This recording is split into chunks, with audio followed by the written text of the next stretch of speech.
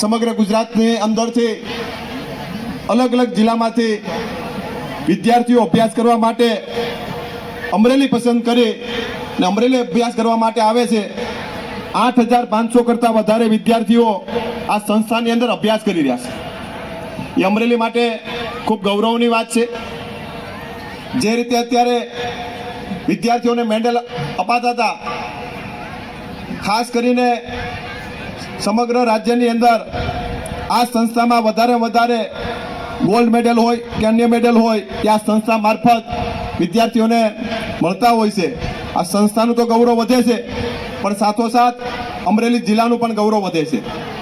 મિત્રો, રાજ્ય સરકાર દ્વારા હમણાં ભાઈ વસંતભાઈ વાત કરતા હતા કે જ્ઞાન શક્તિ યોજના હોય, DLSS હોય, અલગ અલગ સરકારની ઘણી યોજનાઓ તે શિક્ષણ માટેની આ સંસ્થામાં લાગુ કરી દરેક વિદ્યાર્થીઓનો લાભ મળી શકે એ પ્રકારે રાજ્ય સરકાર દ્વારા પણ ખૂબ સુંદર કામગીરી થઈ રહી છે. અગાઉ જીતુભાઈ સાહેબ શિક્ષણ મંત્રી હતા ત્યારે એમનો પણ લાભ એ અમરેલી જિલ્લાને ખૂબ મોટા પ્રમાણમાં મળ્યો છે. મિત્રો, વસંતો ઉત્સવ થાય પણ ખાસ કરીને જીતુભાઈ વાઘાણી સાહેબ આપણી વચ્ચે ઉપસ્થિત છે.